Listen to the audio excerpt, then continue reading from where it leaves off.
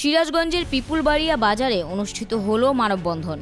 বগুড়ার শতাব্দী ফিলিং স্টেশনের ব্যবস্থাপক ইকবাল হাসান হত্যাকাণ্ডের বিচারের দাবিতে এলাকাবাসী ও আত্মীয় স্বজন অংশ নেন এই কর্মসূচিতে। মানববন্ধনটি ভেমারা বাজার থেকে শুরু হয়ে পিপুলবাড়ি বাজারে এসে শেষ হয়। এ সময় নিহত ইকবালের বাবা আব্দুল করিম কান্নাজড়িত কণ্ঠে বলেন, আমার ছেলের ন্যায্য বিচার চাই, এই বিচার প্রকাশ্যে হতে হবে। তার বক্তব্যে সাড়া দেন এলাকাবাসী। দ্রুত বিচার কার্যকরের দাবিও জানান তারা।